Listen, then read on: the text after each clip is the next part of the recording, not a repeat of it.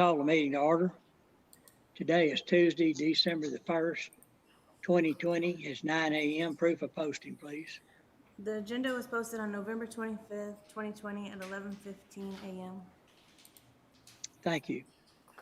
If y'all bear with me, I've got a little laryngitis, and so I asked Commissioner Jones to help on the pledge. But first of all, let's have a moment of silence, and then we'll have the pledge to the flags.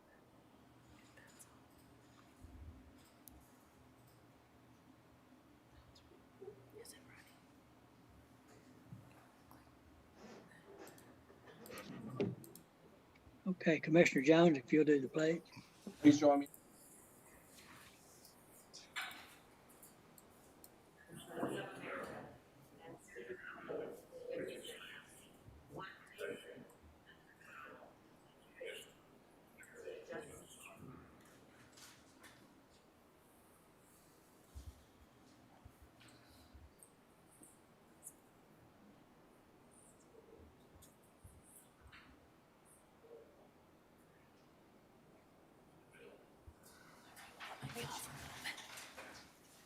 Thank you. Okay, at this time, I don't believe anybody registered for public comments. So if that's correct, then we'll go to item D, which is proclamations. I'd like to go down to item D2, which is a proclamation that Commissioner Miller has put forward. Commissioner Miller? Good morning, and thank you. Morning.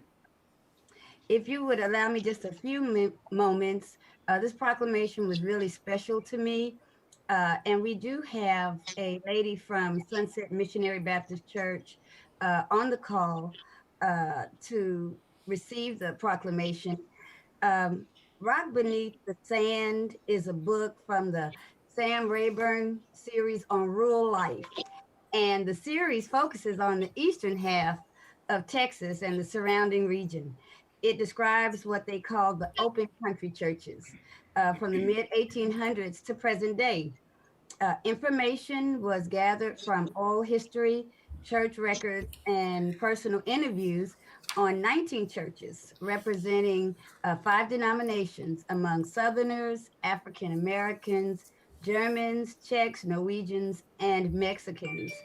The book describes the pioneering spirit and perseverance before, during, and after the Civil War that allowed the creation of a sense of unity and bonding among people, first within their own cultural heritage, and later the integration of these cultures that created the small farm communities that we see out in our rural areas. And the oral history was presented by the program that Baylor University is doing. This is a really special book.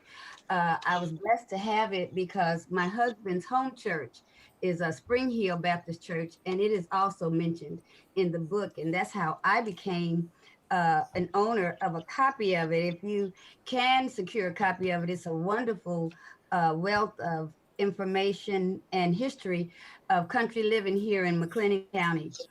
But technology and urbanization created different opportunities for young people, and they left these rural churches. And with the aging congregations and added additional school activities and jobs also contributed to the migration away from these communities. It's a testament that these churches, however, continue to still stand. Uh, and true to the name of the book, these churches are truly the rocks beneath our sand. And like I said, one of the churches noted in the book is Sunset Missionary Baptist Church. And so it is a privilege to share in the history of Sunset Missionary Baptist Church on their 150th church anniversary. Although the anniversary was in August, COVID-19 prevented them from celebrating. And so I'm gonna ask that we share with them in the recognition this morning. And it is, I'm gonna go ahead and read it. I know Ms. Daniel is on the call. A proclamation of the McLennan County Commissioner's Court acknowledging and honoring Sunset Missionary Baptist Church 150th church anniversary.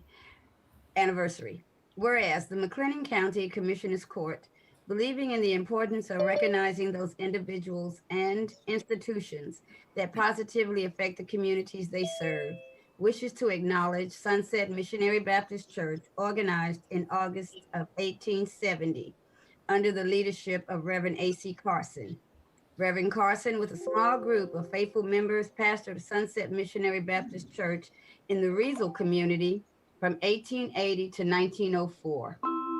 And whereas, with the furtherance of Reverends Burl Lyons, Cicero Anderson, E.J. Lang, Goodrich Reeves, A.B. Moore, Joe George, R.V. Smith, James Fair, J.L. Lee, J.L. Dawson, C.C. Gendrat, A.R. Campbell, L.T. Ward, Sammy Jack Gilbert, George Anderson, Booker T. Talbert, L.V. McElvin, R.M. McCrae, William Lott, and Johnny B. Satchel, Sunset Missionary Baptist Church has continued to grow and persevere as a cornerstone of positive leadership and influence in the Riesel, McLennan County, Texas community for 150 years. And whereas, under the pastoral vision of Reverend Alvin R. Jones, Sunset Missionary Baptist Church continues to provide the moral guidance and financial support needed for the community that it serves through its donations, programs, and sponsorships. And whereas, in recognition of its sustained presence in the Riesel, McLennan County, Texas community, Sunset Missionary Baptist Church will celebrate its 150th church anniversary on Sunday, August the 23rd, 2020, with the support of Reverend Paul Hewitt of Waco, Texas, and a host of family and friends. And whereas the McLennan County Commissioners Court wishes to acknowledge the establishment of this edifice, honoring the perseverance and staying power of rural churches, the rock beneath the sands of time, and your contributions over the years to our county that have enhanced and sustained a positive quality of life. We wish to also welcome our past and present members, recognizing your worthy endeavors, undertakings, and accomplishments. And now, therefore, be it proclaimed that the McLennan County Commissioners Court, excuse me, does hereby acknowledge, honor, and congratulate Pastor Alvin R. Jones and the officers and members of the Sunset Missionary Baptist Church on your 150th church anniversary, and urges all citizens to join in appreciating your impact and value. And be it further proclaimed that a copy of this proclamation be made a permanent part of the minutes of the Commissioners Court. Witnessed our hand and seal this first day of December 2020. Scott M. Felton, County Judge. Kelly Snell, Commissioner Precinct 1. Patricia Chisholm Miller, Commissioner Precinct 2. Will Jones, Commissioner Precinct 3. Ben Perry, Commissioner Precinct 4, as attested by J.A. Andy Harwell, County Clerk. Mercedes Gowan Perkins, Deputy County Clerk. And so, like I said, it was a privilege. I enjoy always reading the history when I do these proclamations for these historical churches. And I just want to say congratulations on 150 years to Sunset Missionary Baptist Church. And we do all need to give a hand clap to those rural communities that continue to persevere even in this day of urbanization and high tech. They still stay true to the life that they've enjoyed for just decades. Dustin, is Miss Daniel? Did she join the call? If not, I'm looking, Commissioner. I don't see her on here. okay. And she may have used the YouTube link and she's just listening. And so again, like I said, it was a privilege to do the proclamation. And if there's nothing else, I just move that we would approve the proclamation acknowledging and honoring Sunset Missionary Baptist Church on their 150th church anniversary. Okay, is there a second? Second. Motion been made and second. Any other discussion? That was very interesting, and I appreciate you sharing that with us, Commissioner. If there's no other questions or discussion, a call for a vote. Commissioner Snell, Aye. Commissioner Miller, Aye. Judge Felton, Aye. Commissioner Jones, Aye. Commissioner Perry. Aye. Pass. Thank you. there's a couple of items, that we're gonna hold just for a second, and I understand that Thomas West and Judge Strother are in court. First, I'd like to ask Elizabeth Thomas to give a COVID-19 report, and then we can go ahead with the agenda. All right, good morning, everyone. Our surge testing program does continue to go forward. Yesterday, the aardvark was out in West at the Holiday Inn, and they were able to test 226 people, bringing our cumulative total to 28,421. We continue to run our testing program. We do have a little over 30,000 tests. We have about 36,000 tests that we are going to be able to conduct for McLennan County.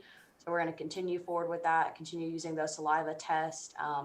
The rest of this week, the aardvark is actually going to be at La Vega ISD Stadium for today, tomorrow, and Thursday. And on Friday, it'll be at the Public Health District doing those saliva walk-up tests. And is MCC open as well? Yes, sir. MCC. That was going to be my next thing. Okay. Our drive-through testing sites are now being run through Davico. Those are those cheek swab tests, the tests that we were doing before we started doing the surge testing saliva test. That will be open this week for MCC from 9 a.m. to 6 p.m. this Monday through Friday. And yesterday they were able to conduct 603 tests. Okay. Are there any questions for Elizabeth? And that was under item N1, and we'll come back to N1 in a minute for some other COVID items. So thank you, Elizabeth.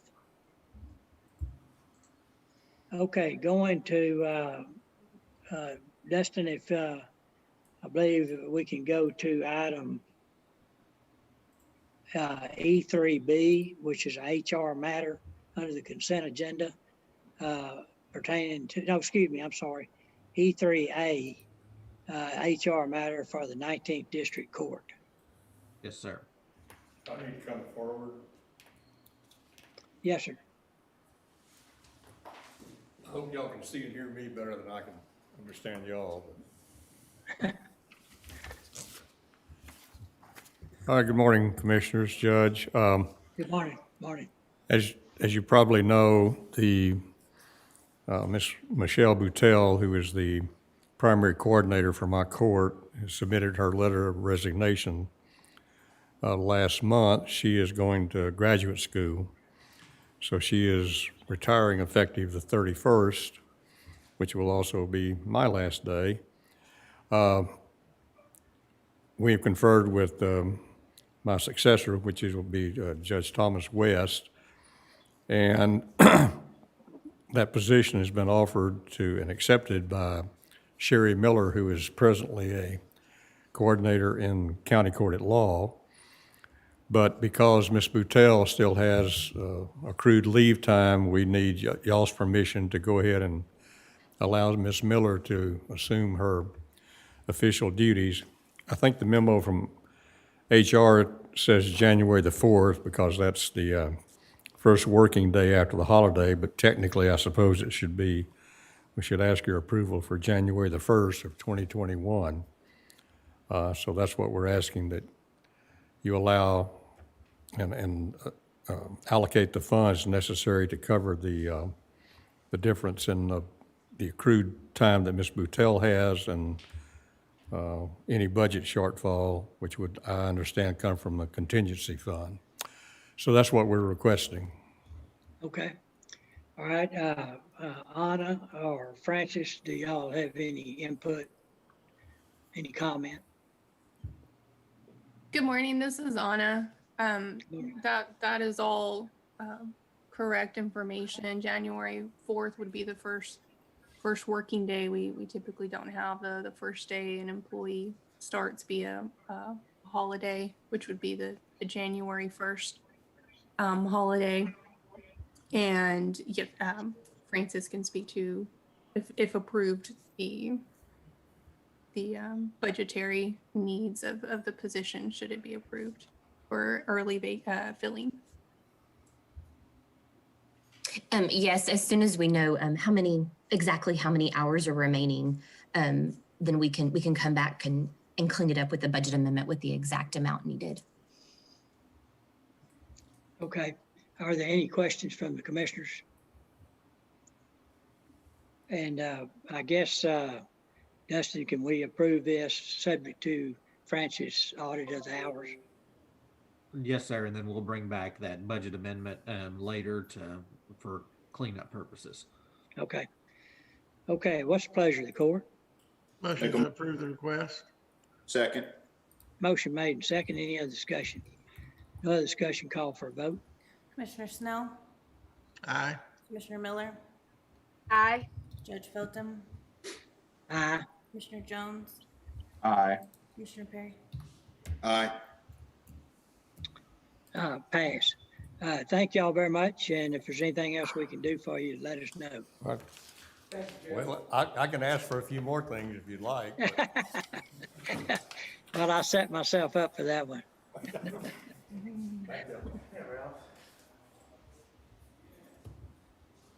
Okay.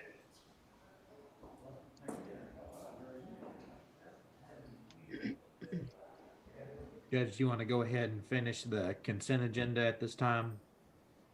Yes, we have one other pull, which is E3B that we'll discuss in executive session later in the meeting.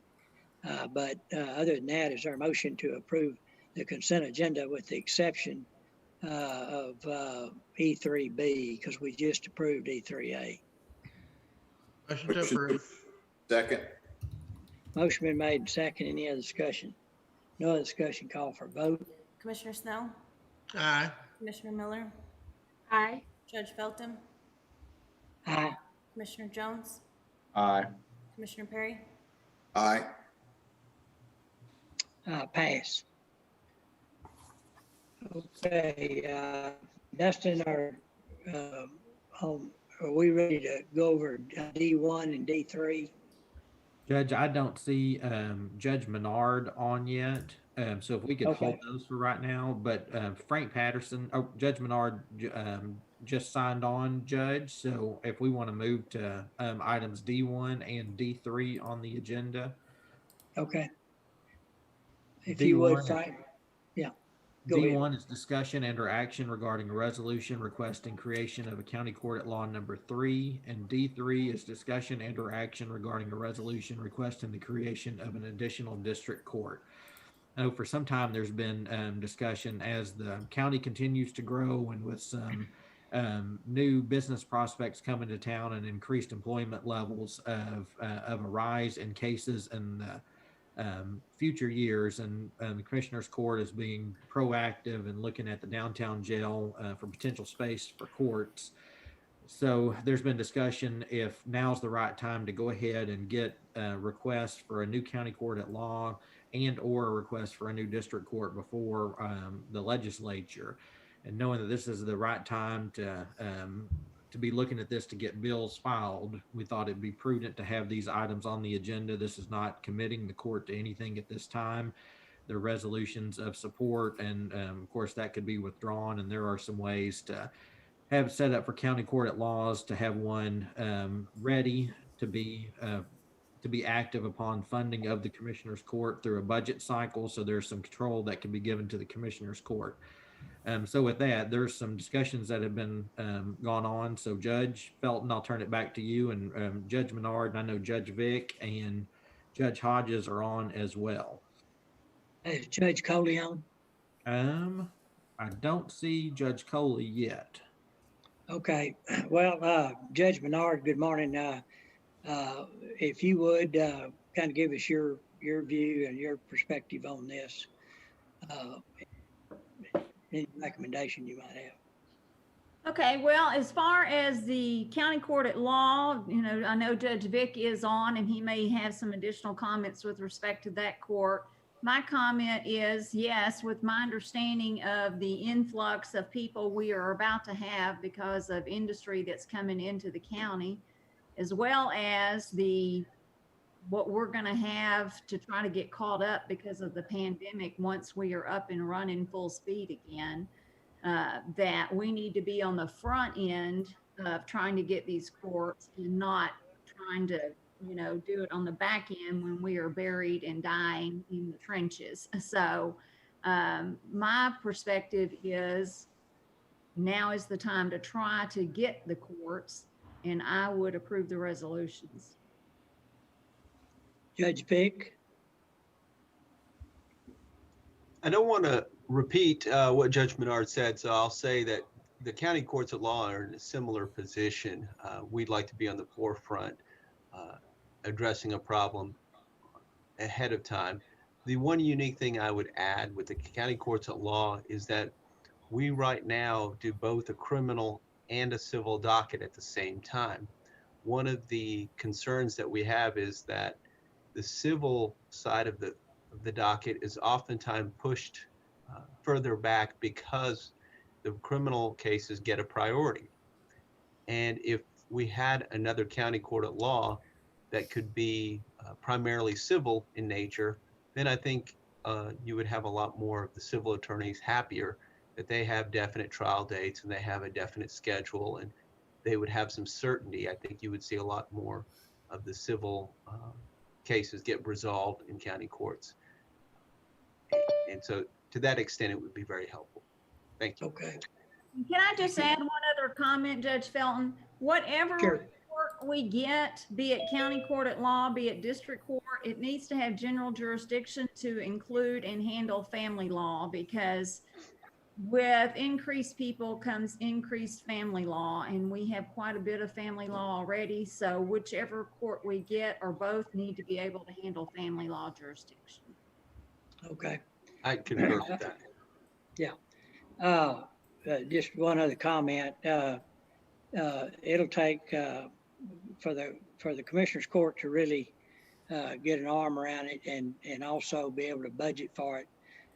We need to have a lot of data that drives our decision, and so and y'all have offered to help in that regard as well, utilizing information from OCA and other sources as well.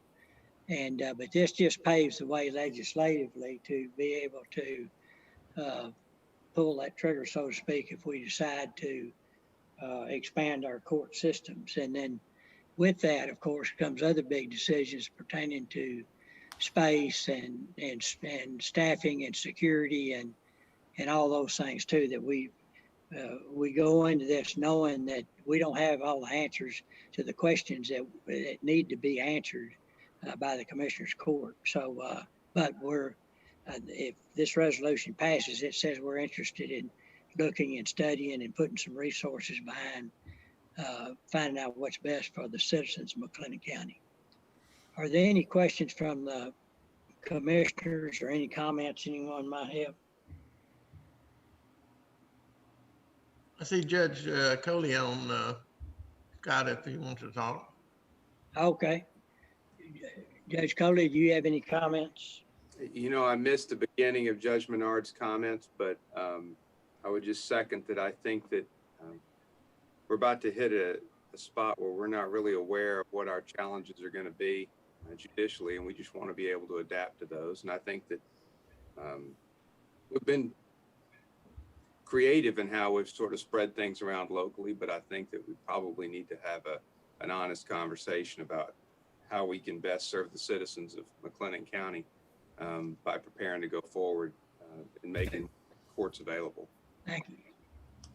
Thank you. Any questions from the commissioners or comments? I had a question.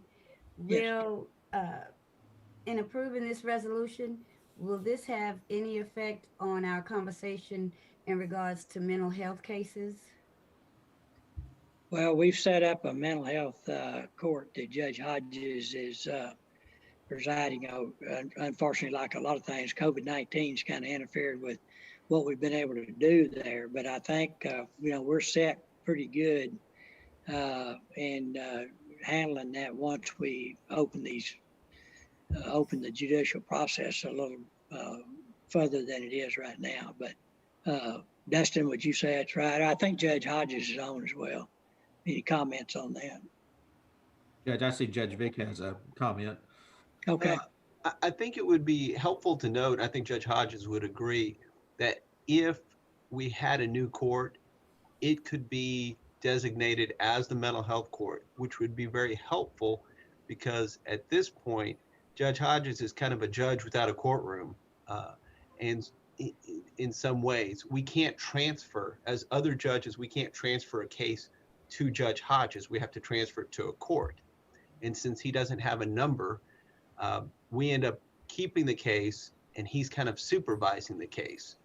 If we create a court, whether that's a district court or a county court at law, and the mental health court is allowed to sit there, then it would become a little bit easier, I think, as far as the paperwork goes to transfer cases to that court. And if it's a district court, Judge Hodges could be a master, appointed as a master, special master for the mental health court portion of that court, or Eaton County Court as well. I don't want to get into the details there, but I think having a new court and letting it be the mental health court as one of its duties or responsibilities would help a lot. Then I have a follow-up question, might be dumb, but I do need the answer to it. Is it more advantageous then to create a county court or a district court? Well, honestly, that's hard to answer. I think there's self-interest on both sides. Whatever the commissioner's court decides and whatever the legislature decides, we will use the court. If it's a county court that's provided, there will be work for a county court. If there's a district court that's provided, there will be work for the district court. It really depends on the priorities that the county has and the numbers that Judge Felton had mentioned that needs to be provided before I can tell you which is more beneficial. Yeah, that's, I guess, go ahead, Commissioner. I guess the intent of my question, I was trying to draw a distinction between the two courts as to why you would want this court and why you would want that other court. So that's really the intent of my question. But I guess you say you can't answer that until, but I really wish I had. That's the point. That's the point of our research would be around that. Also, we probably have a little bit more control on adding additional county court at law than we do district court. That's a state decision to be made in a state budget item, which the state's budget situation is not in very good shape. So it may have some funding challenges from a district court standpoint, but sometimes you have to make a request that stays out there for numerous years before you actually get approval, from what I understand. And there are probably counties out there that make a stronger case for a district court maybe than we do. I don't know that. But so I'm assuming that there's, that they're waiting for more courts because Texas is growing. And, that's the reason why we're bringing it up here, because we're growing at least at the same rate that the state is, if not slightly higher. And as we know, what's going on with the commercial side of economic development here, that we're going to be drawing more people into this community, which means we've got to handle whatever issues that come up in dealing with a larger population. And obviously judicial incarceration are the two that we have to deal with. So, the next thing that these resolutions are supported and passed by the Commissioner's Court is in work sessions, get our arms around how we're going to determine and who will be involved in determining and answering all these questions so we can move forward. But if it ends up that we do support additional courts, we've already got the legislative road paved to get that done. And otherwise it's going to put it off to the next legislative session. At least that could be a problem. The other thing it does is cleans up, as Judge Vick mentioned, the process of transferring cases. Processes can be very inefficient. And anytime we have an opportunity to improve those, then we need to do that. And it's all about efficiency of government. And so that would be part of our goal as well, to try to see what the judges need to smooth up the process and within the boundaries that we can do that. Any other questions for anyone? If not, what's the pleasure of the court on items D1 and D3? Make a motion to approve. Second. There's a motion and a second. Any other discussion? No other discussion, call for a vote. Commissioner Snell, Aye. Commissioner Miller, Aye. Judge Felton, Aye. Commissioner Jones, Aye. Commissioner Perry. Aye. Pass. Thank y'all. Okay. All right, we're holding, yes, I'd say I see that Frank is on the Okay. call if we want to go to Q1. yes, let's do that. All right, Q1 is discussion and or action regarding the statewide emergency radio infrastructure grant. Frank?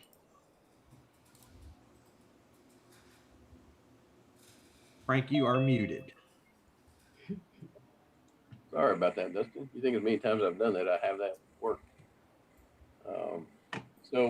Just to get an update, that as of last year, we submitted a grant to the Heart of Texas Council of Government to the statewide infrastructure grant, and it was state money as opposed to federal money, so a little easier to deal with.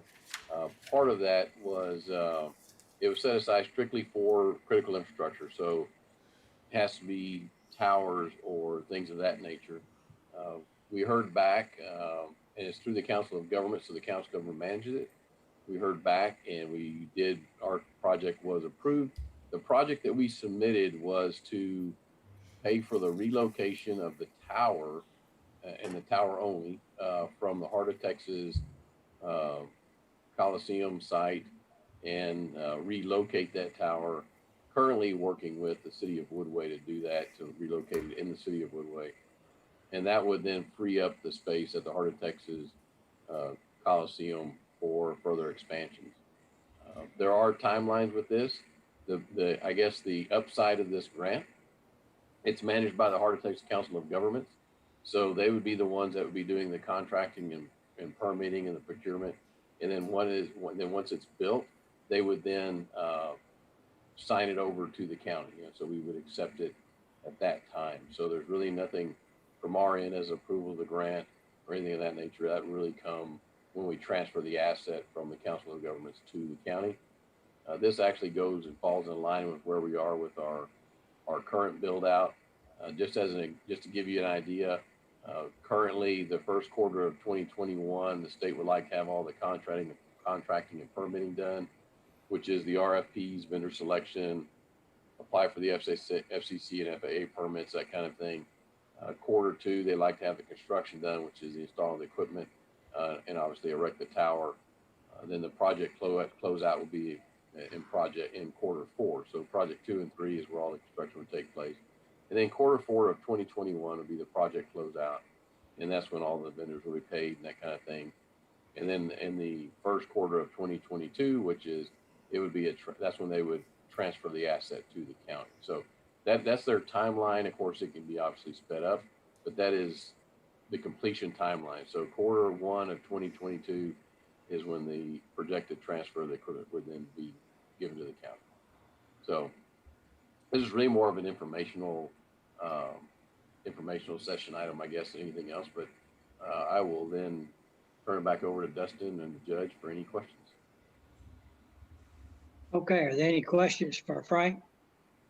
Frank, is this the Woodway site? Yes, this would be the one that we would relocate. The Heart of Texas Tower would be relocated to the city of Woodway, into the city of Woodway, and by their existing tower now. And, okay. Their tower would come down and this would go up. Okay.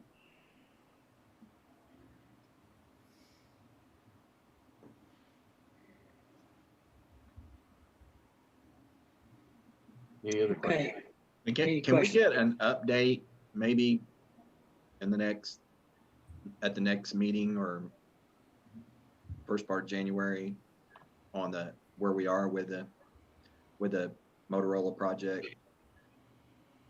Yeah, I can give you a quick update. That won't take much time, and then we can do a larger one. If it's appropriate, is it appropriate today? yes, yeah. I think that's fine. Okay. Yeah. So Lorena is almost done. I think there were a couple of connectors we were waiting on for that. To get that done, that was with the Aviat. I know Ken Bass is on. He was working with that for those connections. I was just reading my notes real quick. The state of Texas was scheduled to go out for bid for your precinct. They're supposed to go out to bid this month. I've sent a request to them to find out where that was, as far as their process of going out to bid for that.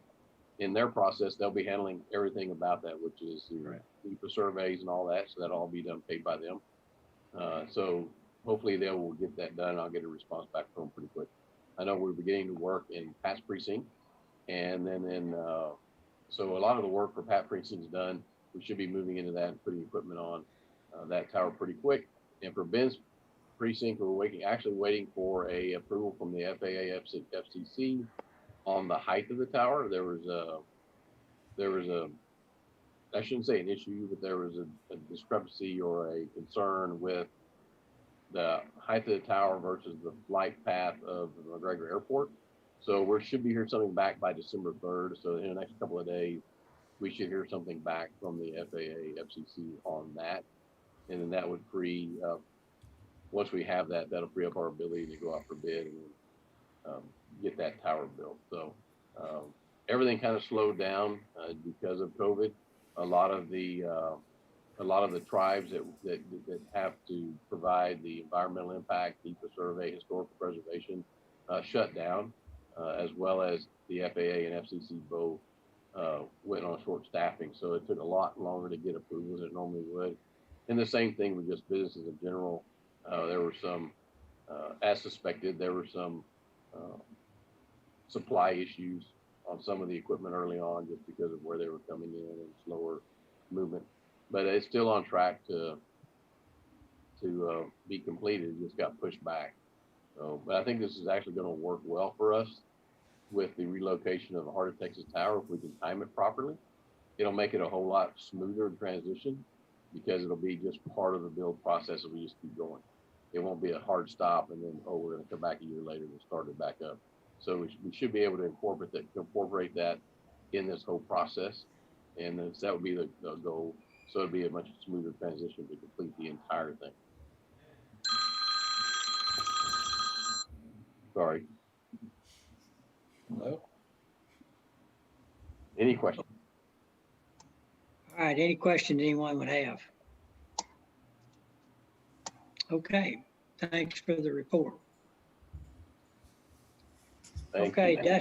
Dustin, do we want to go back and we want to go to the back to the regular agenda, go to F? Yes, sir.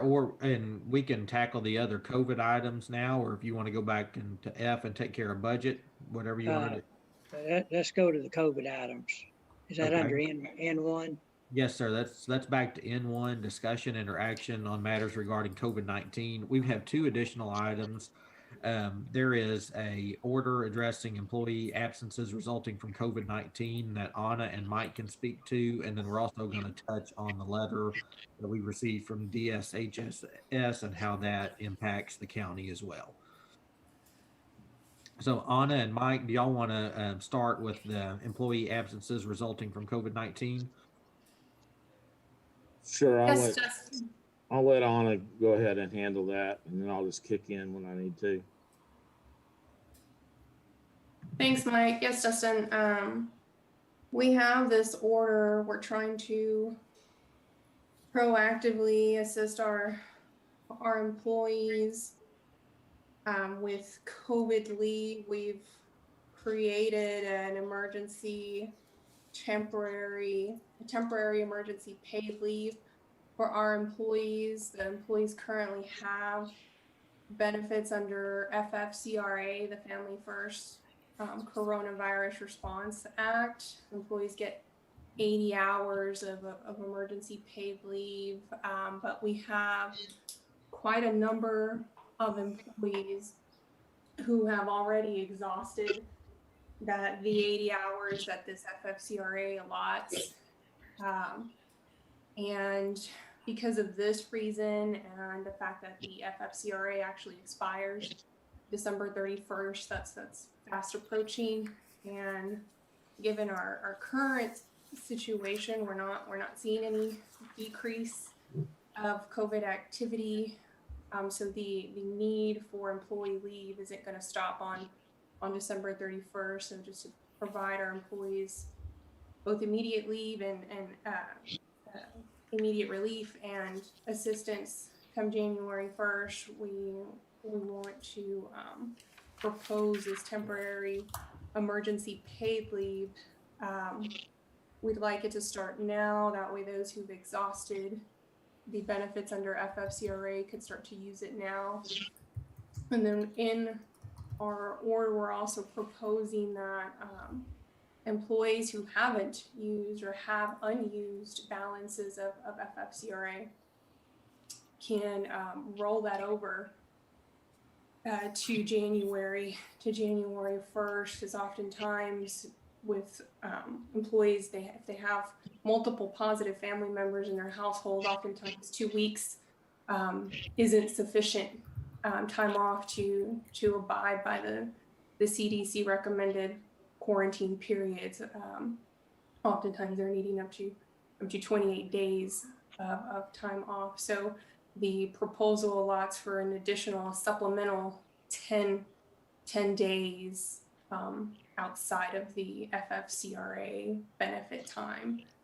And we have this order extending this leave through the end of February 28th, and we are using the same eligibility guidelines as the FFCRA outlines. So it would work very similar. It would just be county time being provided, and it'd be designated after December 31st, it'd be designated as this temporary emergency paid leave time. Yes, this is the county doing for its own employees. You know, the FFCRA was thought that would be plenty. This stuff has gotten so crazy, and some of the rules that have come out as far as quarantining have become crazy.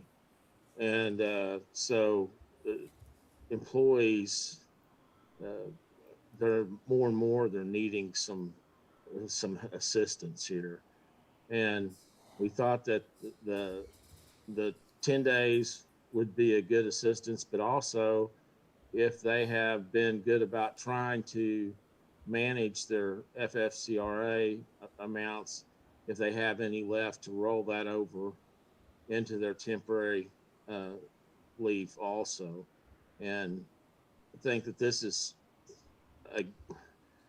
actually almost a necessity, or else we're not going to have employees. That's the problem. We're going to have people having to make decisions, because it's some of these, you know, having to stay home for 14 days, having the kid having to stay home for 14 days after a parent shows their last symptom is nuts, but that's what they're doing. It was reported CDC is considering rolling that back from 14 to somewhere between 7 and 10 days, which would be helpful, but we don't know that that's going to happen. And we don't know that our local schools will follow that either, because they don't necessarily follow it as to whether you have it as an individual. So, because right now, the CDC is if you go 24 hours without a fever, that you didn't have to break artificially. And you know, after you've been through the symptoms, you have an ability to go back to work. But, you know, it's kind of, everybody's scared. So they're not, you know, handling it that way. Okay, any questions or comments from the commissioners?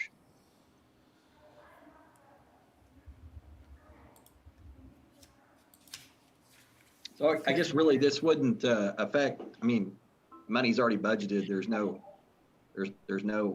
economic or budget effect to this, correct? Well, no, we'd already budgeted it for the FFCRA. Well, that was a unbudgeted amount, the FFCRA, but we figured out, we went ahead and have dealt with how to deal with, have learned how to deal with that through the budget. So according to the budget, I mean, in the, you know, when you ask about the budget, you know, this is just increasing leave time. So yes, I guess you could say it's in the budget, and is hours that will be paid, covered hours that will be paid per the county policy. I mean, we've budgeted their salary. So to the extent that we're, you know, we're not getting a work day, but we're not losing money. It's a right? non-cash, yeah. Mhm. It's a non-cash. It's a non-cash loss. Yeah. And this can help an employee on the fence decide to stay home if they're feeling ill, which can prevent workforce spread, which would mean more downtime if somebody came to work ill and got their coworkers sick. I mean, that could be more work time lost there if there was a workplace spread. Yep. Right. That's true. Well, I mean, my personal opinion is we need to take care of our employees.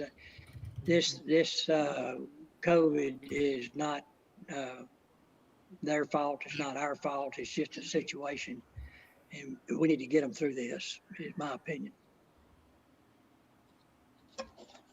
Any other thoughts or comments? What's the pleasure of the court? Motion to approve the new order. Second. Motion made and second. Any other discussion? No other discussion. Call for a vote. Commissioner Snell, Aye. Commissioner Miller, Aye. Judge Felton, Aye. Commissioner Jones, Aye. Commissioner Perry. Aye. Pass. Thank you. And I know all the employees appreciate it, and thank y'all. Okay. Dustin, you want to go back to the regular agenda?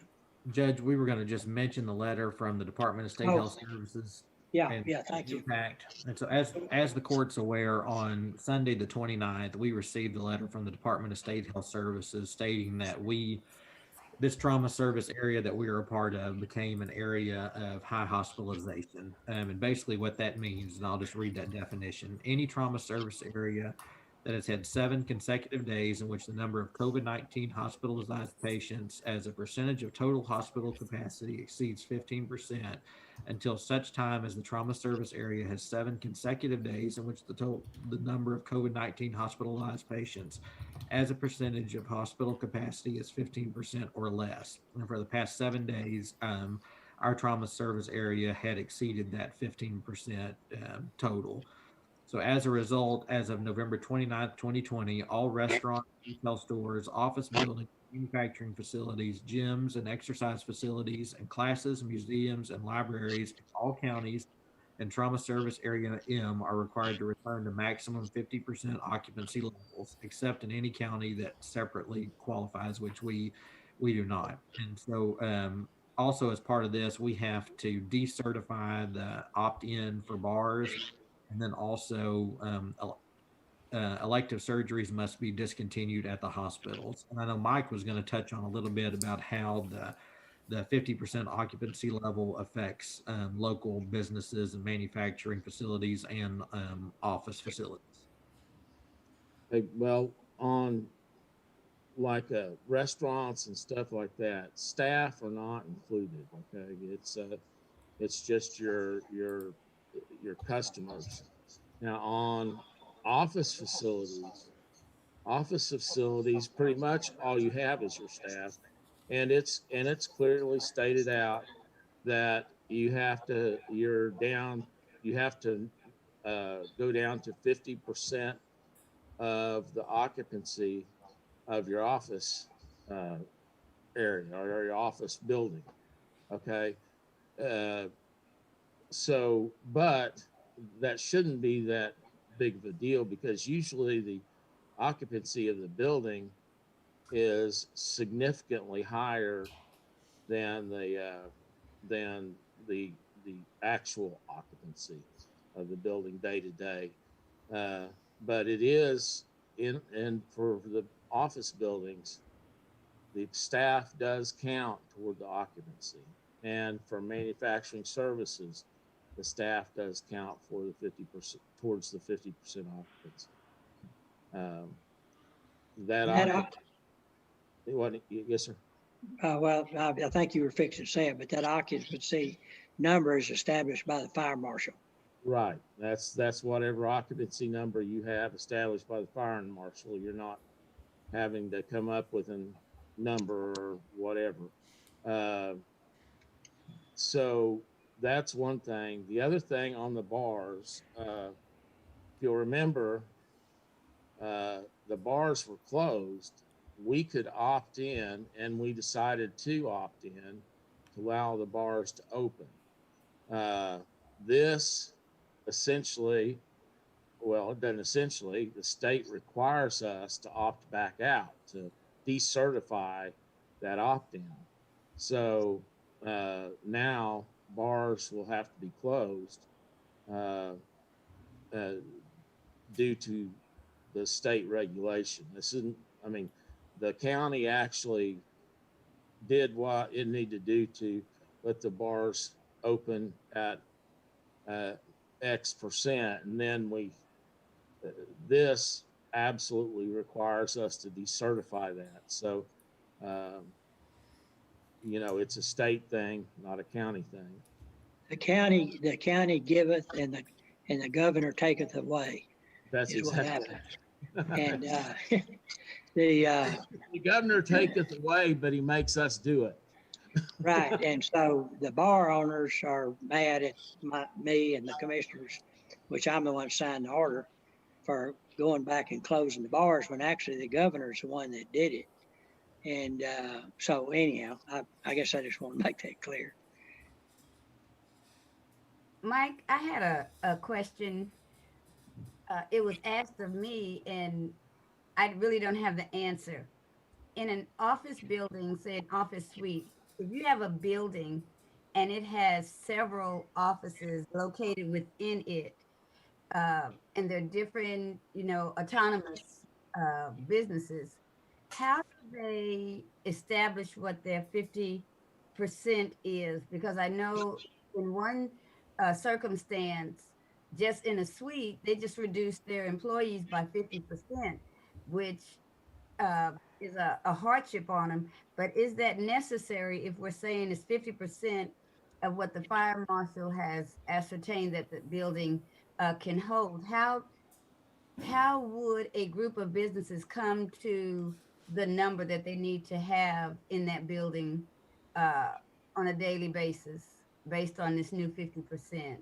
Well, and I may be wrong, but I think when you have an occupancy, there's not just a building occupancy, there's occupancy per business too.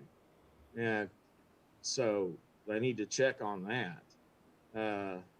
But it's not, they don't have to go to 50%, they have to go to 50% of occupancy.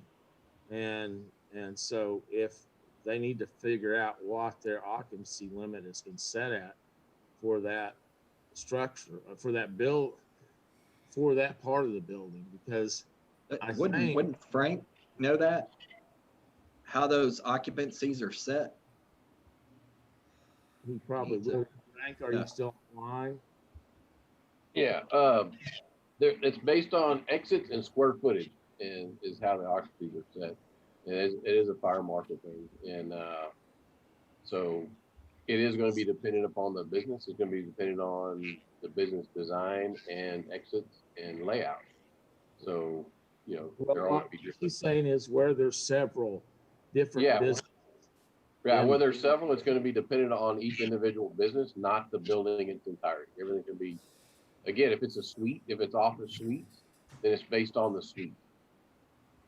So one suite might have occupancy higher than another suite, depending on the factors I just described, based on number of exits, based on the usage of the facility, based on other things in the facility, like tables and chairs. And so there's different occupancy rates settings based on what the utilization is versus standing versus tables with sitting. That changes the number of people that can be in the facility. So it's based on suite, not on entire building. So, you know, the only thing it's based on entire building are the common spaces, which is your hallways, elevators, that kind of thing. So for Commissioner this- Miller, Yes. Commissioner, you might advise the folks that you're talking to refer them to their landlord, who should have that breakdown of what occupancy each suite could have. And then they can calculate how that's relative to their staffing. Okay.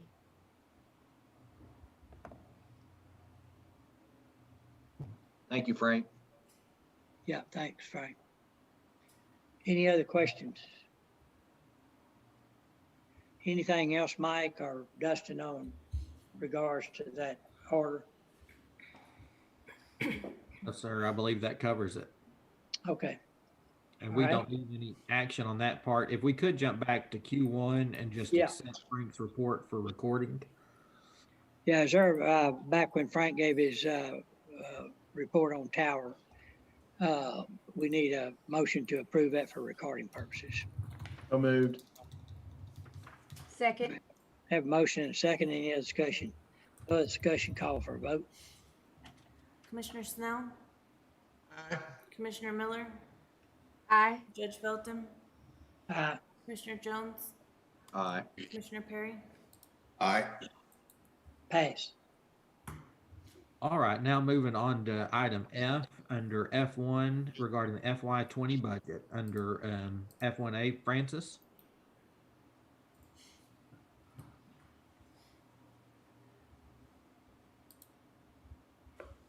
Yes, sir. F1A is a request from Commissioner Precinct 1. Pulling it up. And the request is to for the court to make an exception to the policy to not exceed $5,000 on an expenditure for the remainder of his term. So a while back, you said for the remainder of the term, anything that exceeded that $5,000 level would need to come back to court for approval. So they're needing to replace a transmission and a motor grader. The memo states that it will not exceed $50,000, but we will need court approval to allow them to proceed with that repair. It says 52,477. Yeah, just to give you some background on that. That's a Cat motor grader. The transmission went out on it. They've got an estimate, but of course, until they tear it apart, they don't know exactly how much it would be. If we went to the 50,000, that would be having to put in another transmission. Hopefully we can rebuild this one. I've also contacted Cat about help from their warranty department, because this motor grader doesn't even have 50,000 hours on it yet. And for having a transmission go out on a machine like that early is pretty unusual. But that's where we're at. And we use that piece of equipment every day, so it's kind of down when you only got one motor grader left. Okay. We're going to take it over to Cat. We'll get a repair estimate as soon as they get it torn apart. But he said he couldn't see it going over 50,000. Okay. We're hoping it's going to be more like in the 30 range, but that that request is only for that particular repair only. If I may interject, we do have a court order that allows for um, the repair and maintenance of equipment that exempts it from bidding. So, I mean, we're good on that anyway, even if we ran over 50. Okay. All right. Any questions from the court? Is there a motion to approve? I'll move. Is there a second? Yeah. Okay. I have a motion and a second. Any other discussion? No other discussion, call for a vote. Commissioner Snell, Aye. Commissioner Miller, Aye. Judge Felton, Aye. Commissioner Jones, Aye. Commissioner Perry. Aye. Pass. All right, Francis, moving on to F2 regarding the FY21 budget. Yes, so F2A is a budget amendment in the general fund for maintenance of buildings. And the request is to increase their repair and maintenance line by $52,477. I think, Judge, that's the one you were looking at earlier. Yeah, I did. Gotcha. And so that is to replace and upgrade the HVAC control system at the Jack Harwell Detention Center. And then F2B, this is for the auditor's office. And our request is to increase furniture and equipment within our department. We've had some unforeseen needs to replace some scanners this year. But we are able to move from our professional development line. Our October conference went virtual, and so we had some excess funds there. Any questions on either of those? Any questions? Okay, is there a motion to approve F2A and F2B? Motion to approve. Second. Motion made and second. Any other discussion? No other discussion, call for a vote. Commissioner Snell, Aye. Commissioner Miller, Aye. Judge Felton, Aye. Commissioner Jones, Aye. Commissioner Perry. Aye. Pass. All right, under F2C, this is McLennan and Hill Counties, Tawakona Creek Water Improvement District discussion and or action regarding a funding request for baseline water quality study. This is the one that's been on the agenda a few times, and we are waiting another update from Dr. Lear. So if we could keep it deferred, that would be good. All right, I'll make a motion to defer. Second. Is there a second? Second. Motion made and second. Any other discussion? No other discussion, call for a vote. Commissioner Snell, Aye. Commissioner Miller, Aye. Judge Felton, Aye. Commissioner Jones, Aye. Commissioner Perry. Aye. Pass. All right, moving on to item G, bids, RFPs, RFQs, quotations for goods and services. Under G1, authorization of recommendation for bid 21-002, truck for Road and Bridge Precinct 2. Ken and Commissioner Miller. I need to keep that deferred. My mechanic is out and I'm waiting on him to come back to work. And then he's going to do some more research. Ken suggests that we just keep it deferred as opposed to pulling it. So I would make a motion. Well, I would move that we would defer G1. Second. Motion made and second. Any other discussion? No other discussion, call for a vote. Commissioner Snell, Aye. Commissioner Miller, Aye. Judge Felton, Aye. Commissioner Jones, Aye. Commissioner Perry. Aye. Under Pass. G2, this is authorization of HVAC upgrade proposal, Johnson Controls regarding the Jack Harwell Detention Center. And this went with item budget amendment under item F2A. And so it's a proposal from Johnson Controls totaling $52,476.80 for an upgrade of the HVAC system at the Jack Harwell Detention Center. I know TJ's on the line in case there are any questions. Any questions for TJ? I just want to point out too, that this is under the National Joint Powers Alliance co-op that we belong to. Just, if you question the $52,476, just want to say that we're covered under the cooperative agreement. Okay, thank you. Any questions? Not, is there a motion to approve? I had a quick question about the age of, I mean, this system, what is 12 years old or something like that, and we're already needing to replace it? Yeah, so what we're seeing is the system that's currently there is a Honeywell system, and it's starting to drop off. It's having a lot of glitches just because it's never been updated in its programming. All the rest of our facilities are on Johnson Controls. So instead of going through and spending that additional money to update the programming in the system, we'd rather just switch it over to Johnson Controls and get it offline completely. So we've lost about 4 units over the past 3 months over there that we've actually had to take and put on hard thermostat controls instead of being able to control them through the computerized system. So this is definitely something we want to take care of. Thank you. Thank you. Okay, what's the pleasure of the court? Motion to approve the proposal from Johnson Controls. Second. Motion been made and second. Any other discussion? No other discussion, call for a vote. Commissioner Snell, Aye. Commissioner Miller, Aye. Judge Felton, Aye. Commissioner Jones, Aye. Commissioner Perry. Aye. Pass. All right, under item H, contracts, interlocal agreements, and MOUs. Under H1, authorization of monitoring agreement renewals with L&M Electronics. There are 2 on the agenda this time. Under H1A regarding Justice of the Peace Precinct 3 and H1B regarding the tax office. Ken?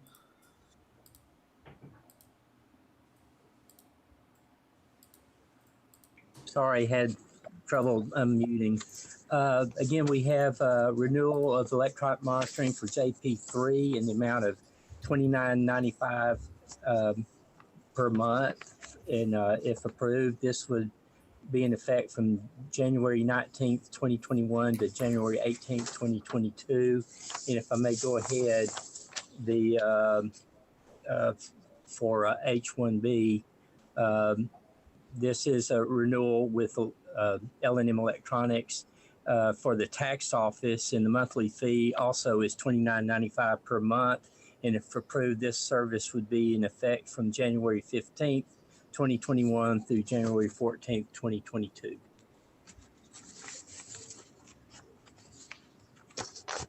Okay, any questions? Is there a motion to approve? Motion moved. to approve H1A and B. Second. Motion been made and second. Any other discussion? No other discussion, call for a vote. Commissioner Snell, Aye. Commissioner Miller, Aye. Judge Felton, Aye. Commissioner Jones, Aye. Commissioner Perry. Aye. Pass. Under H2, authorization of security system agreement with Esquire Fire and Safety for various county buildings. TJ? Yes, so this is our annual agreement with Esquire to cover the buildings downtown and a few others. So it's our typical agreement that we have with them every year. Okay, any questions? Now, is there a motion to approve? Motion to approve the agreement. Second. Second. We have motion and second. Any other discussion? No other discussion, call for a vote. Commissioner Snell, Aye. Commissioner Miller, Aye. Judge Felton, Aye. Commissioner Jones, Aye. Commissioner Perry. Aye. Passed. H3 is authorization of master agreement and amendment with Oracle America regarding Java licensing. Lisa? Yes, good morning. morning. This is a renewal, as Dustin was saying, with Oracle. It covers our Java licensing for a number of applications in use in our county departments. The amount is $17,850 for this year. We do review those applications each year to see if they're still in use, and this is the number that we have for this year. Okay, any questions? Is there a motion to approve? Motion to approve the agreement. Second. Motion been made and second. Any other discussion?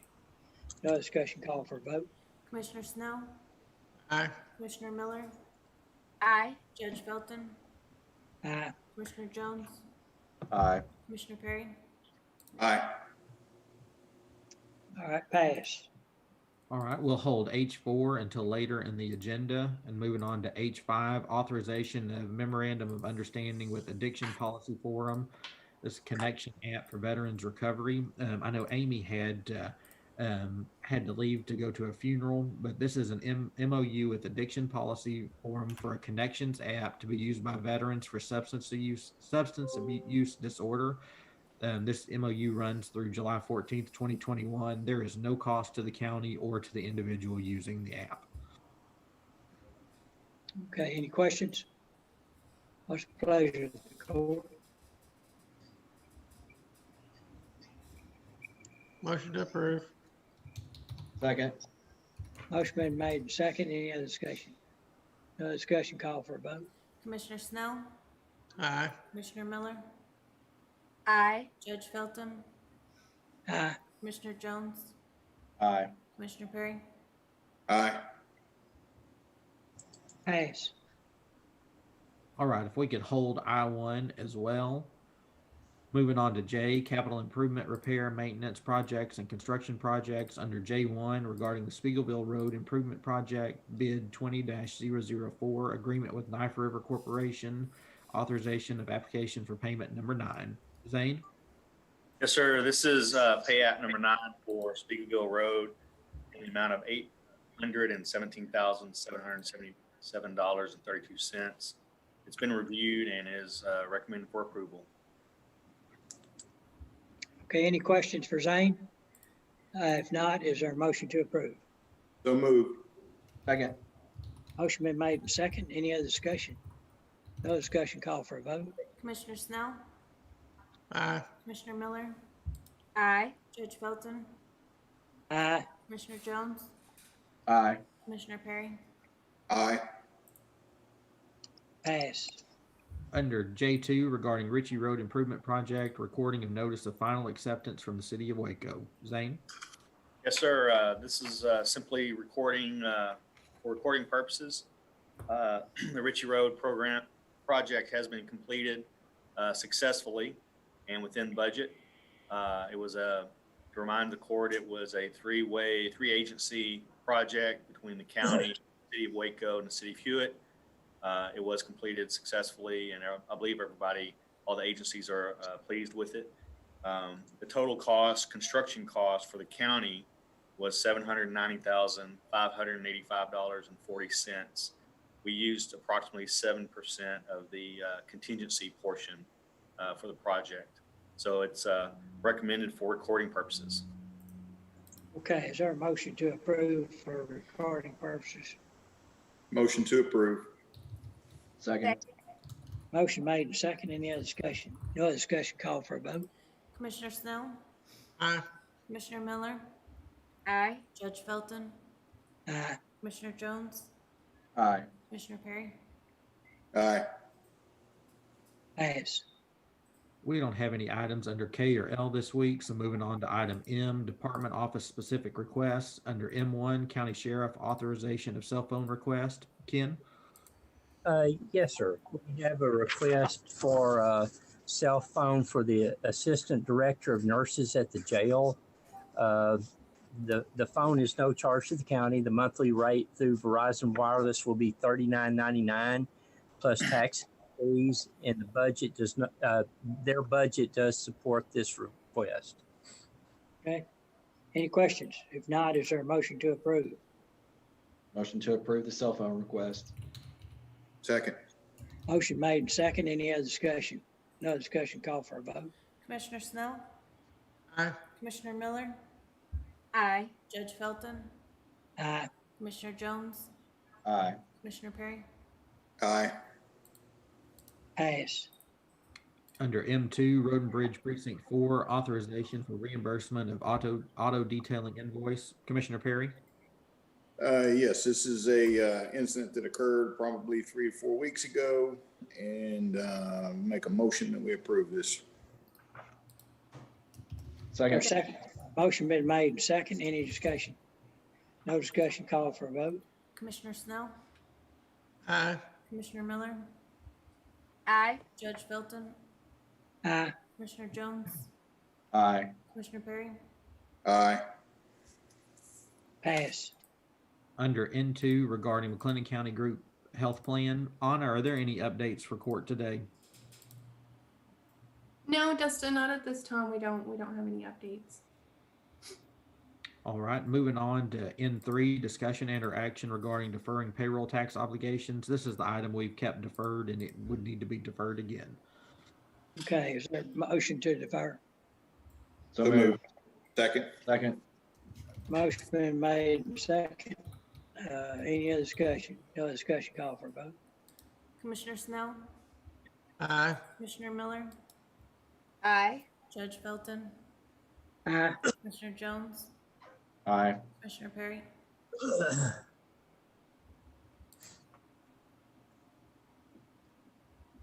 All right, under N4. Pass.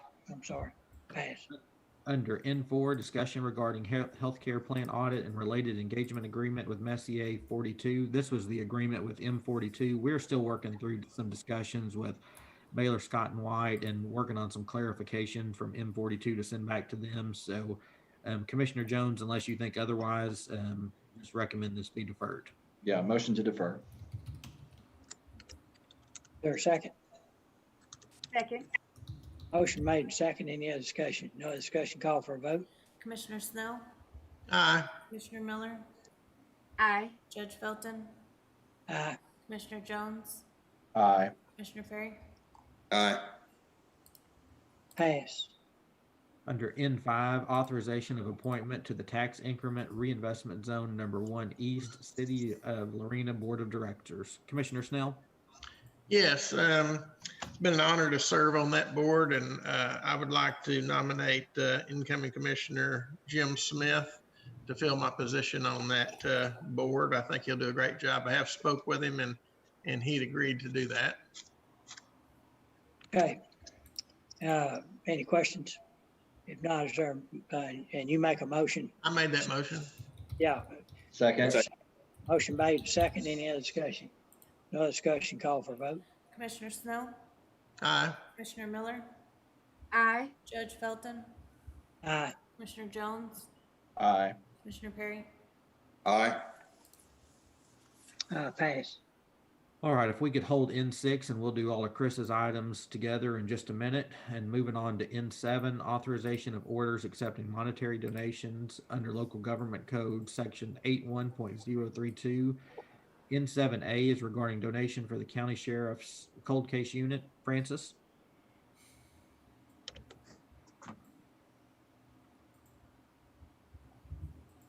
And Judge, I'll just go ahead with it. This is Yes. approval of an order for a donation totaling $5,000 from Bosque Ranch Productions for the cold case unit. Okay. Any questions? Is there a motion to accept that? Motion to approve. Second. Is there a second? Motion made and second. Any other discussion? No discussion, call for a vote. Commissioner Snell, Aye.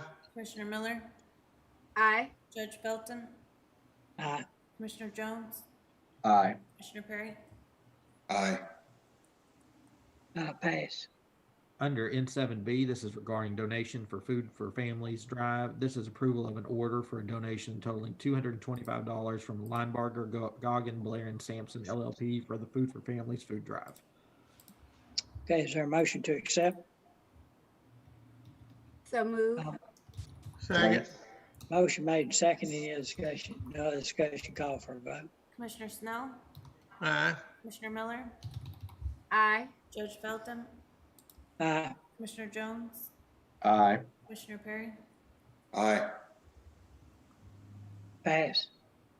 All right, under N8, regarding the establishment of a speed limit on Talbot Ranch Road and Bosque Bend Lane in Precinct 4. Purpose of this is to hold a public hearing from interested members of the public in connection with the establishment of the following speed limits in Precinct 4. 45-mile-an-hour speed limit on Talbot Ranch Road from Culpeper Lane to the Bosque County line. 30-mile-per-hour speed limit on Bosque Bend Lane from the Cooper's Crossing Road intersections to its dead end, which would be the entire length. And Judge, I'll turn it back to you to open the public hearing Okay. in 8A. Okay, public hearing is now open. And we had no one call in, right? And there's no one in the courtroom. That's correct. Okay, then the hearing is now closed.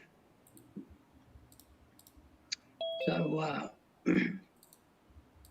so is there a motion, in that regard? I make a motion to approve N8B. Okay. Motion been made and second. Any other discussion?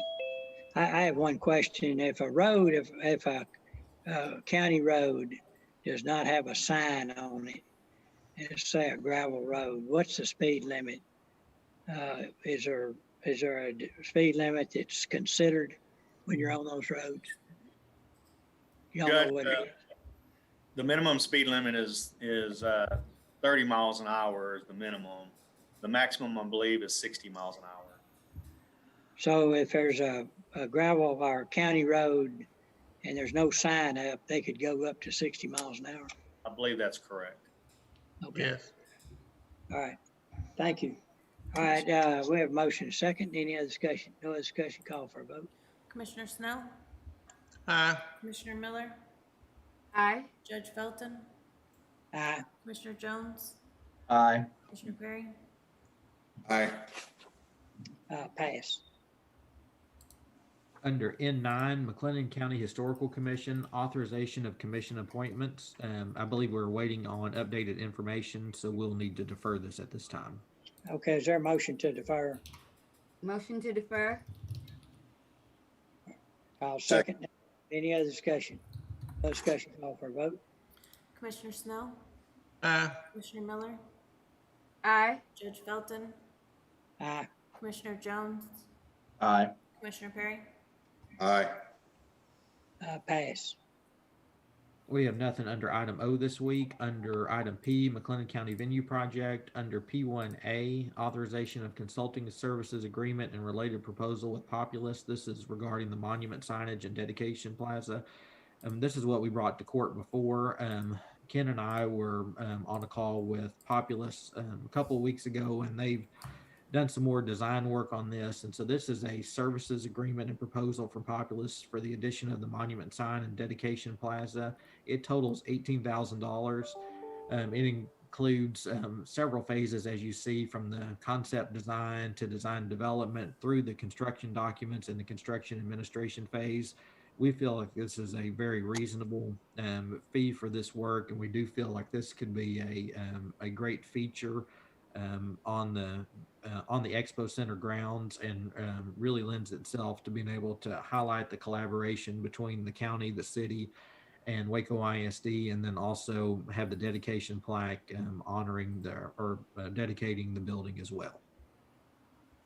Okay. Any questions? If not, is there a motion to approve? So moved. Second. Motion made and second. Any other discussion? No other discussion. Call for a vote. Commissioner Snell, Aye. Commissioner Miller, Aye. Judge Felton, Aye. Commissioner Jones, Aye. Commissioner Perry. Aye.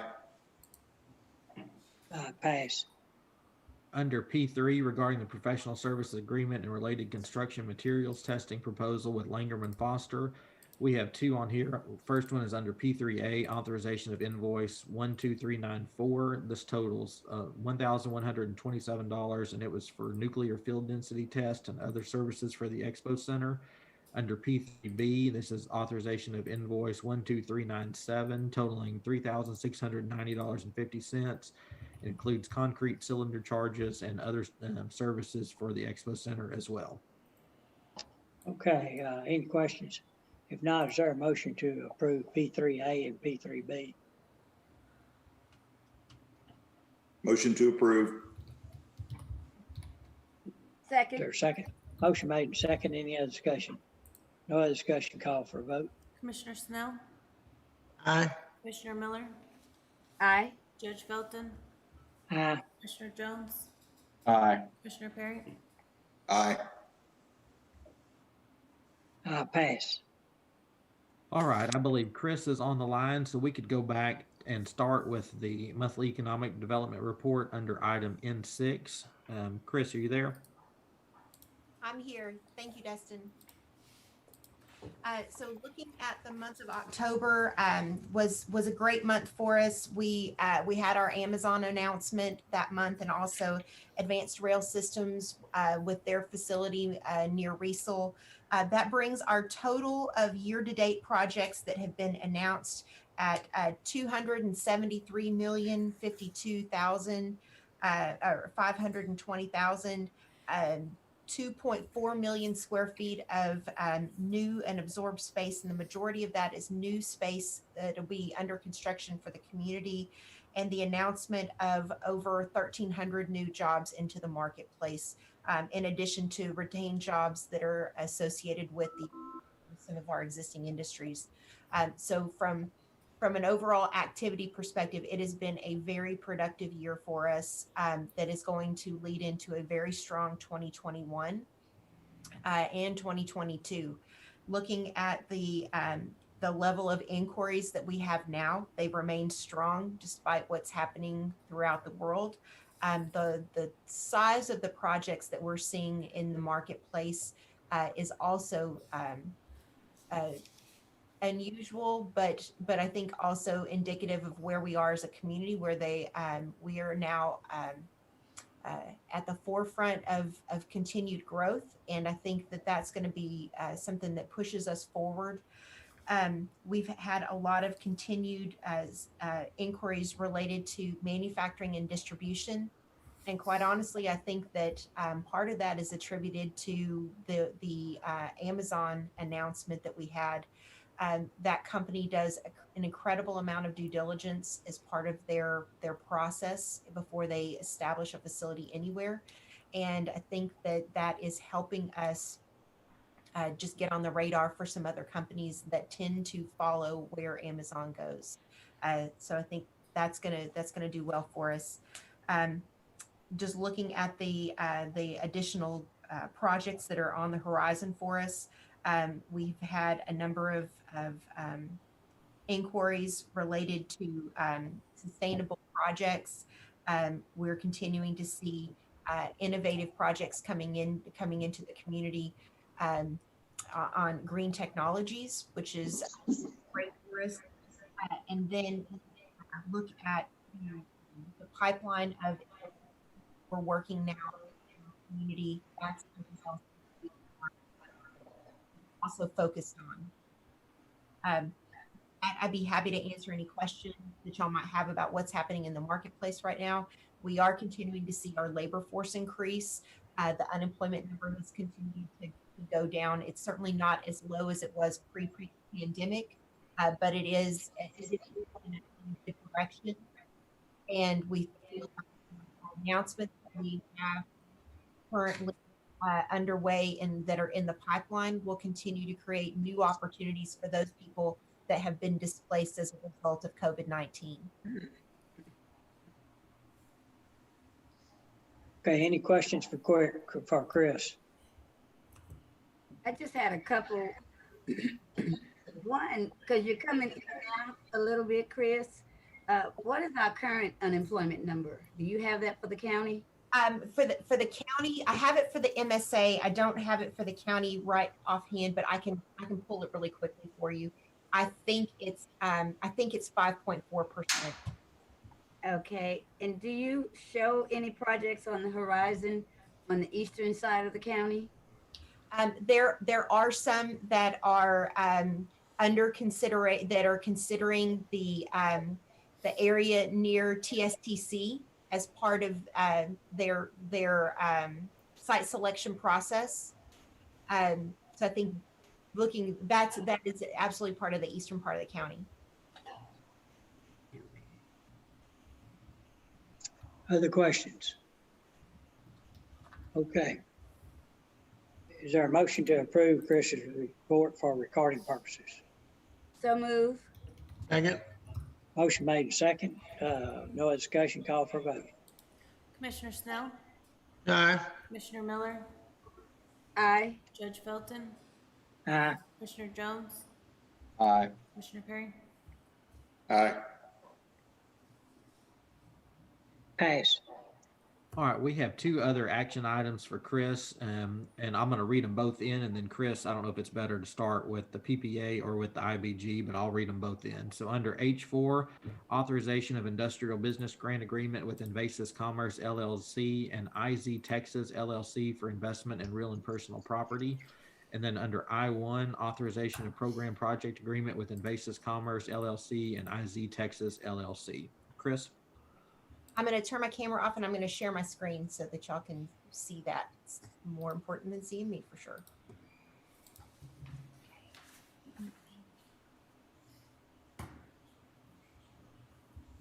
Can everybody see my screen? Yes. Great.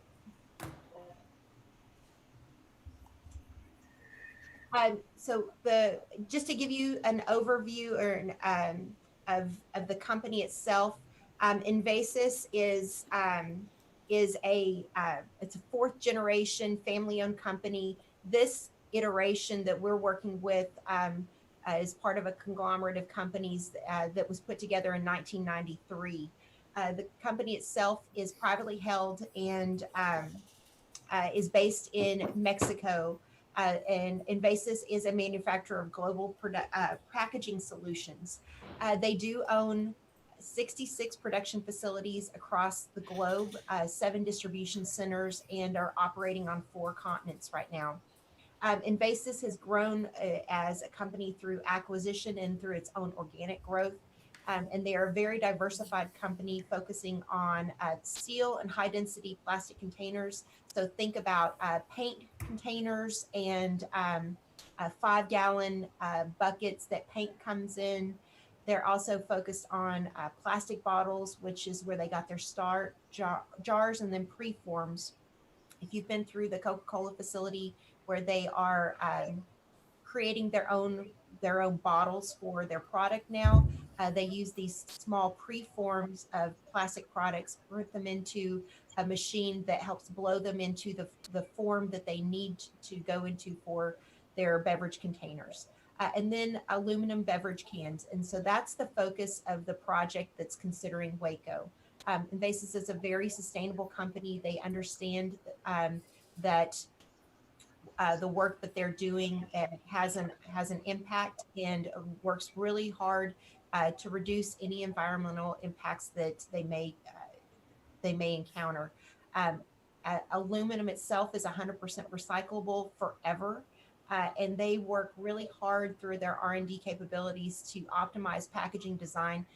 You may or may not realize that over the years, the density of cans has actually come down significantly, but the quality of the overall product remains very high. And that's through a lot of work that companies like Invasys do to reduce the amount of materials that are needed to go into packaging in order as part of their sustainability models. So the project itself is the company's first U.S. aluminum greenfield project. They came to the community and Waco became a community of consideration because of our proximity on Interstate 35, our education assets, both at the university and the technical college. And they just see this as a place where they will be able to maximize the reach with their customer base. They do a lot of business in the Dallas-Fort Worth market and also along the I-35 corridor into San Antonio. So being right in the middle of that is ideal for them. This project itself will produce 121 new jobs within the first 2 years. And they are now working on the purchase of a tract in Texas Central Park for the construction of a 450,000 square foot production facility. This piece here is their newest facility that is finishing up construction now in Hidalgo, Mexico. And this is one of their newer facilities that was opened up also in Mexico, but these pallets are aluminum cans. So you can see this facility in the first phases will produce 1.4 billion aluminum cans a year. And at full capacity, it will produce nearly 3 billion cans on an annual basis. The facility that they're looking at is a 60.8 acre tract in Texas Central Park. To give you perspective, this is the Sunoco flexible packaging facility on Texas Central Parkway. On the other side of the creek is the Army Air Force Exchange. This is the former Sherwin-Williams distribution facility, and this is the Holt Cat manufacturing operation just to the west of it. So this would be filling out this last track on Wycon Drive. Invasys Group has established 2 subsidiaries in Texas, Invasys Commerce and IZ Texas. Again, it's for the construction of a 450,000 square foot new facility. We're looking at $100 million in capital investment that would begin in the first quarter of 2021 and be completed by the fourth quarter of 2021. So a very fast construction project. With that, they will invest an additional $65 million in personal property. And by the end of the second year, we'll have 121 new positions. The average wage for those positions is $44,500 a year.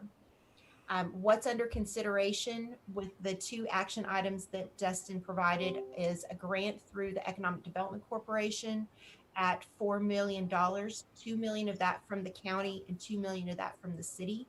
That would go to support the cost offset for property acquisition, and also reimburse up to $2 million for any infrastructure improvements needed to bring to the site. If there are any dollars available, if the full $4 million hasn't been expended, any dollars left would be paid on performance for job creation. In addition to that, there's a business grant for your consideration as well, an industrial business grant. Both of these agreements are joint agreements between IZ Texas and Invasys Commerce. For the business grant, we're asking for your consideration of a 10-year real and personal property business grant at 50%. What this allows us to do is, rather than front-loading an abatement or a business grant with higher percentages in a shorter period of time, it allows us to bring the project on earlier onto the tax rolls at a higher value and extend the business grant value over a longer period of time. Overall, the net is about the same, but it does allow the city and the county to realize dollars faster than if we were utilizing a higher percentage in a shorter period of time.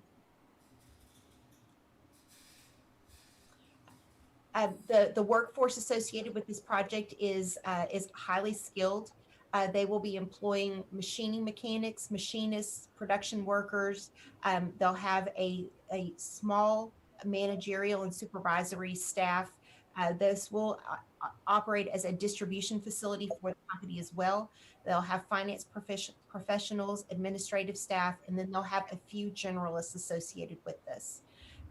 They will, and again, the average annual salary will be $44,500 a year, plus benefits on top of that, and they will meet the WEDMEC requirements regarding health insurance too.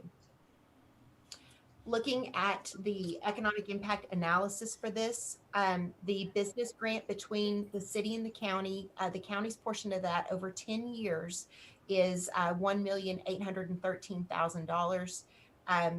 The city's is $2.9 million. Looking at the Economic Development Corporation, again, the county's portion of that would be $2 million of the total $4 million grant. And then the summary of the economic impact over 10 years, we're looking at over 10 years adding an additional $112 million in direct and indirect wages associated with this project. You're also looking at an over $40 million in new taxable sales to the marketplace, and there will be a spinoff effect associated with this as well. So we look at the direct jobs of 121, and then there's an anticipated a spinoff of an additional 129 for 250 jobs for the marketplace. In addition to this, the city of Waco is likely to nominate the project for a enterprise zone project designation with the state of Texas, and that would allow the company to realize some sales tax reimbursements on their consumables. But that's not something that the county would be participating in at this time. The contract for the Economic Development Corporation grant would run through 2026, and the business grant on the 10 years at 50% on the real and personal, which excludes the inventory taxes and the furniture, fixture, and equipment outside of production equipment. That contract would run 2023 through 2032. The WEDMEC board has recommended a grant of $4 million for this project. And looking at that, for the county, it's a 20.2% return on investment and a 3.8-year payback. For the city, it's a 32.6% return on investment and a 2-year payback. So combined, you're looking at a 26.4% ROI and 2.7 years. I'd be happy to answer any questions that you might have. Any questions? Yeah, I had a question on the land acquisition. Who owns the land that they're buying it from?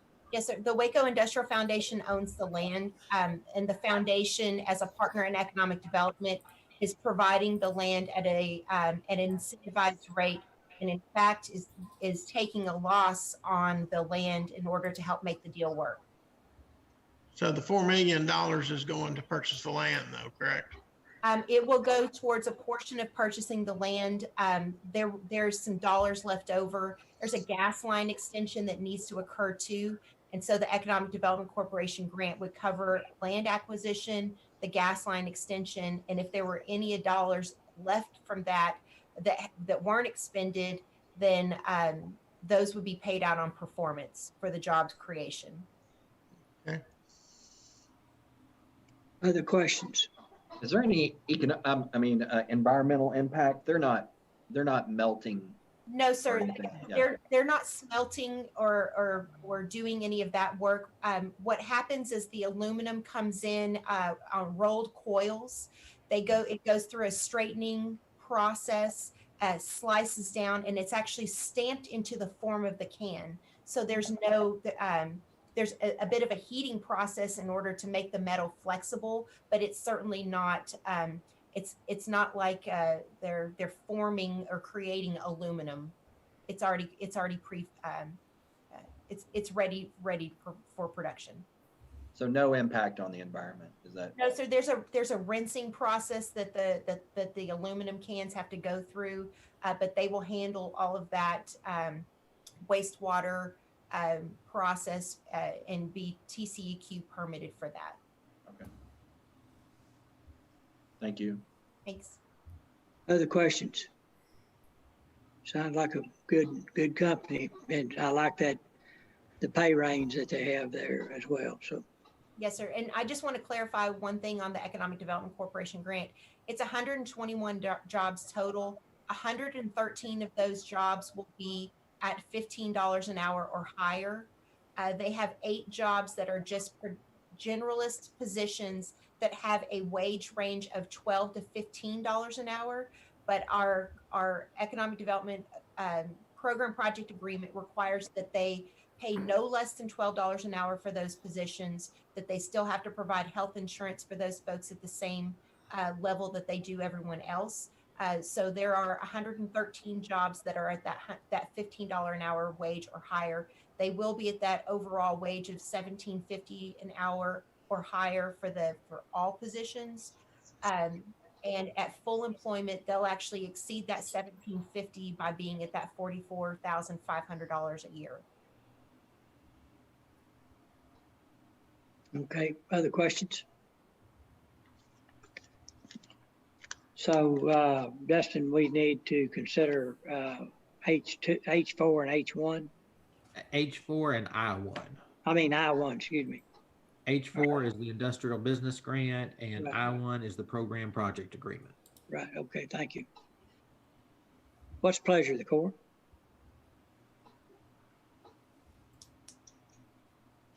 Motion to approve the agreement. Is there a second? Second? Motion been made, and second. Any other discussion? No other discussion, call for a vote. Commissioner Snow, Aye. Commissioner Miller, Aye. Judge Felton, Aye. Commissioner Jones, Aye. Commissioner Perry. Aye. Pass. All right, Judge, I believe the only other action item is E3B, which we'll hold until after the executive session. So at this time, we can go into executive session under 551.074 and 551.087. Okay, and if we could, let's take a 5-minute recess and then go into those executive sessions. And then besides, and then it'd be the commissioners and Dustin and Chris in the executive session. All right, let's go into a 5-minute recess. Thank you.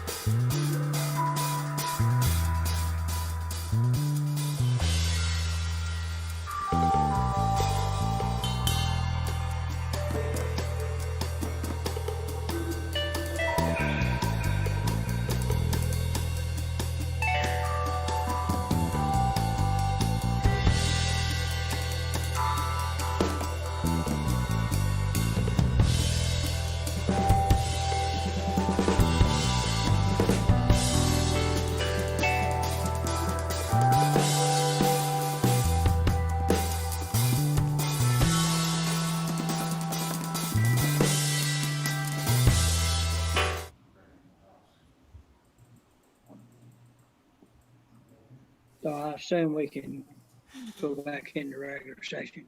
Yes, sir, we should be ready. Okay, it's 11:56, so let's go back into regular session.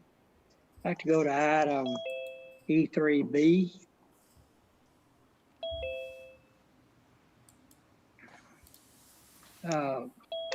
Dustin, if you'll just read that back again into the record. Yes, sir. This is item E3B under Human Resources Salary Matters for the Elections Department. It's discussion action regarding a salary adjustment for the acting elections administrator. And on November the 17th, the Elections Commission met and named Jared Goldsmith the acting elections administrator. Okay. What's the pleasure of the court? So I move that we move the acting administrator's salary to $59,435. Second. We've got to make effective November 29th. Yeah. Effective November the 29th. Okay. And Commissioner Miller, are you good with that amendment? Yes. Okay. All right. Any other discussion? No other discussion, call for a vote. Commissioner Snell, Aye. Commissioner Miller, Aye. Judge Felton, Aye. Commissioner Jones, Aye. Commissioner Perry. Aye. Pass. Okay, is there anything else to come before the court? Judge, I'm going to try to find that position number really quickly. Read it in.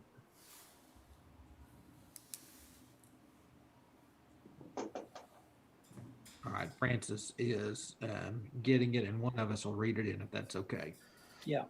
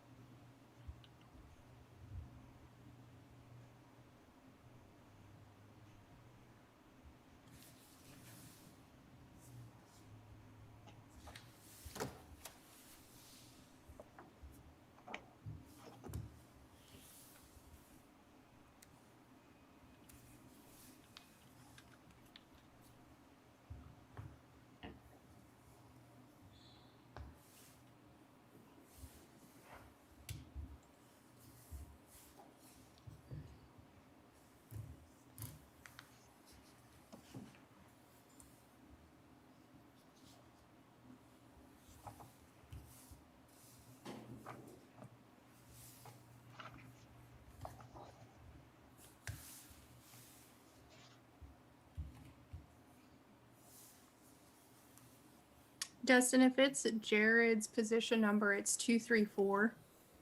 Good deal. That is it. So position 234, and just a note that it is increasing the max salary for that position 234. Okay.